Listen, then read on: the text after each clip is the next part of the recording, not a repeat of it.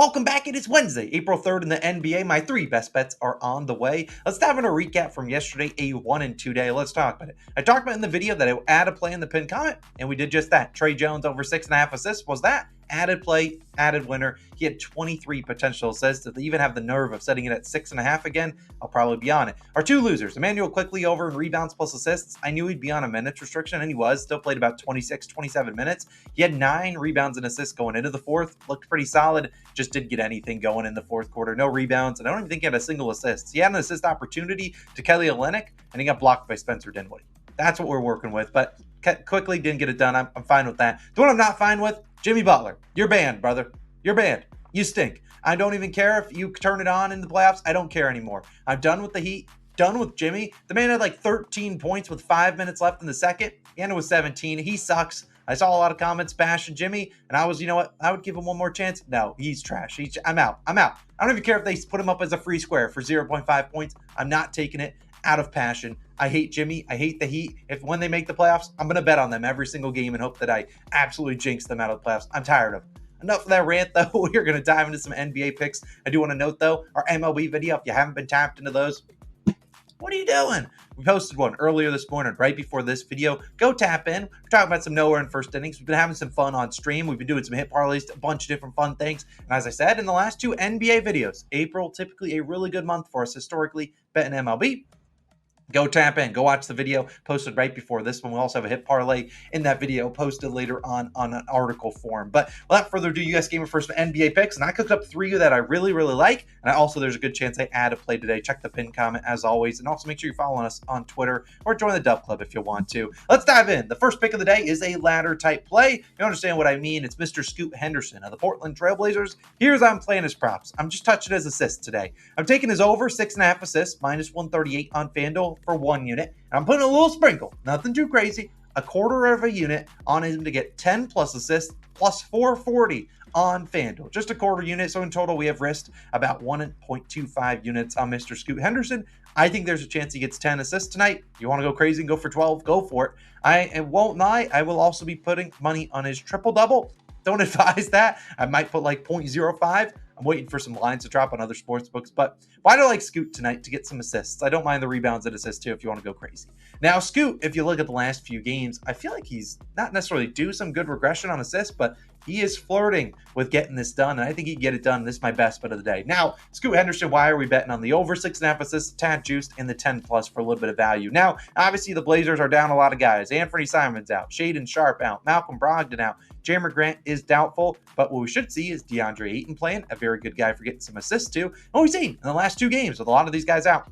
Scoot ended with 6 and 9 assists. He's done so on 17 and 19 potential assists. Scoot faced the Miami Heat and the Orlando Magic in those 2 games, and he averaged 74 passes made in those 2 games. I mean, you look at it, one of them, obviously, he ended on the hook in the wrong way. The other way, he cashed the regular over 6.5, just missed the 10 plus assist by 1 assist. Now, let's talk about those 2 matchups, because over the last 10 games, the Magic, 2nd fewest assists per game allowed, the Heat, 7th fewest. However, on the other hand, tonight's matchup against the Charlotte Hornets, the most assists allowed in the NBA over the last 10 games. So a beautiful matchup for him to get some positive regression on those assists. I mean, you're telling me a guy that's getting 17 and 19 potential assists can't get it done? Now, throw on top of that, who passed on Mr. Scoot Henderson in the draft?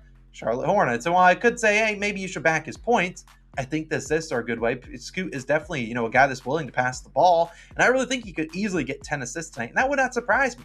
You've seen over these last 10 games when the Hornets have allowed the most assists per game in the NBA. Last 10, Hornets, 14 players have had 7 or more assists. Of the 14, 6 of them also had 10 assists. So allowing some really, really high assist games to point guards. And this has also been a Hornets team that has been blitzing the opponent's ball handler a ton, which is why they give up a lot of assists. And I think DeAndre Ayton, we could honestly get 4 or 5 assists to Ayton alone tonight. And while some people might be on Delano Blanton and things of that nature, we've seen Scoot pretty blowout proof. The man played 40 minutes in a game that they lost by 60 points. His plus minus was minus 58. They said, screw it. You're getting in there, and I really think this is a good spot to back Scoot. I was just going to do his regular over for 1 unit, 6.5 assists, but that's minus 138. I'm fine with the unit there, but also let's go for a little bit of value today. Why not? 0.25 units on his 10 plus assists. So let's say you're a $100 unit better, $100 on his regular over at 6.5, and just $25 on his 10 plus assists plus 440. That would bring back over 1 unit. Scoot, We need your teammates to knock down some shots. Give it to them. If they don't make them, whatever. I think this is a really good spot to back Mr. Henderson. Now, my second pick of the day, we're going to a spread pick. Yeah, baby. Spread picks are back, and we're back. And I think we've cashed the last few game picks we've been on. Here we go. Pelicans -4, -110 on FanDuel. We are out for revenge tonight, as are the Pelicans. And if you don't know what that means, why are we out for revenge? I'll talk about that in a second. But first, I would play this at about 5.5.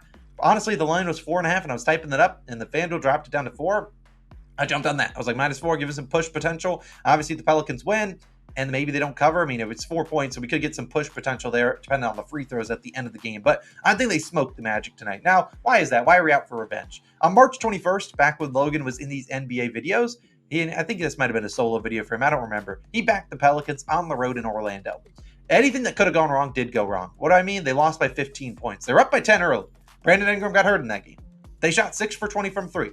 The Magic also shot 55%. They made 14 threes. Zion 8 turnovers, 5 fouls. Like I said, anything that could have gone wrong for the Pelicans did go wrong in Orlando. And I think Orlando has some juju going on at home. However, now they got to travel to New Orleans to face a very hungry Pelicans team. And I just think this is a really tough spot for the Magic. Now, what do I mean by that? Well, the Magic, they really haven't played on the road a whole lot. This is actually their first road game since March 15th. 8 games in a row at home. This is only actually their second road game since March 8th. This team has played barely any road games. 10 of their last 11 have been at home. Obviously, you got role players like Jalen Suggs and those guys who had 22 points against the Pelicans. Not as good on the road. And you're going to need big games from Franz Wagner, and you're going to need Paolo Banchero to step up. Paolo had a triple-double in that last game against the Pelicans. While I could do that again, I don't trust them a ton on the road. This is a Pelicans team that's hungry. As I just said, this is a hungry Pelicans team. I think this is just a bad matchup for the Magic all around. New Orleans has lost 2 straight games. They faced the gauntlet of a schedule, but the last 2 to the Celtics and the Suns by 12 and 13 points. Despite losing those 2 in a row, I'll back them here, even if they are without Brandon Ingram. This season, Pelicans 19, 9-1 against the spread after a loss, the best in the NBA. And while they didn't cover the last game after a loss, I think they're not going to make that 2 in a row, failing to cover. It's been a really good Pelicans home team, and they just did not play well defensively last game. 124 points to the Suns, 52 to Booker.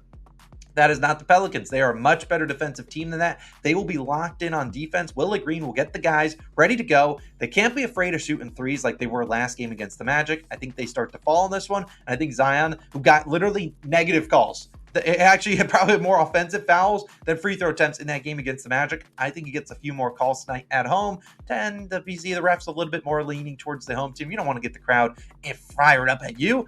Come on. Zion, go make some shots, make some free throws. CJ McCollum, I like his over in points tonight, but not going to do that.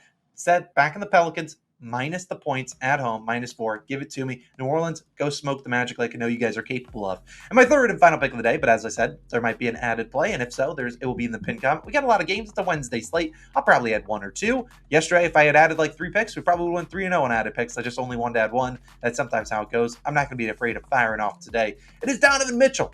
Over 4.5 first quarter points, -125 on Caesars. Now, obviously, this is a niche market. And obviously, there is a chance that Mr. Spider, Donovan Mitchell, does not play tonight. He did not play yesterday against the Jazz. Were they resting him because this is a tougher matchup against the Suns? Maybe. I don't know. If he plays, he's going to play his 30-ish minutes, and he's going to play about 7-8 minutes in the first quarter.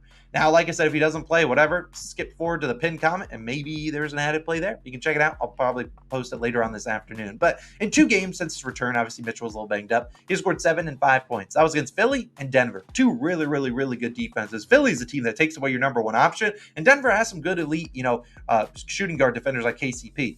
Not great matchup for him, but he still got the job done. Mitchell, if you look at him on the season, you were taking a line at 4.5, which is -125 on Caesars. Well, you're robbing the books blind. I mean, Mitchell has scored 5 or more first quarter points in 40 of his last 50 first quarters. He's had 4 misses where he ended with 4 on the hook. And if you only can take 5.5, he's had 6+ in 35 of 50 games. So, I mean, hey, this is just a guy in Donovan Mitchell. We know he's a certified bucket, and if he plays, he's going to go out there and do his thing. Not a great matchup for people scoring, in the paint. Probably Nurkic down there banging around with Mobley and Allen. But I really think this is a matchup where the Suns, a team that's really struggling in the first quarter, they're giving up over 30 points per game in the first over the last 3 games. They also give up a lot of pull-up jump shots, I think 5th or 6th most, which is a lot of what Donovan Mitchell does. And I think this line's a little too low. And if they rested him last game and then just said, hey, it's just, injury management, whatever, cool with us, because all of his teammates played and they're probably tired on a back-to-back. Maybe they lean on Mitchell a little bit more early in this game. But I think the field goal attempts will be there, just has to make some shots. Obviously, it's a first quarter play. I like his regular over at 22.5, but I think Mitchell has to come out and has to play well in this first quarter if he's going to get to a 22.5 line. So, Spida, we need 5 points. I don't care how you get it done. Free throws, field goal attempts, shooting threes. I don't care. 5 first quarter points is what the kids need. And if you want to go up and be like D-Book, how he played in the first quarter prop we took a few days ago, I certainly will allow it. Donovan Mitchell, really like his over 4.5 first quarter points. That line's too low.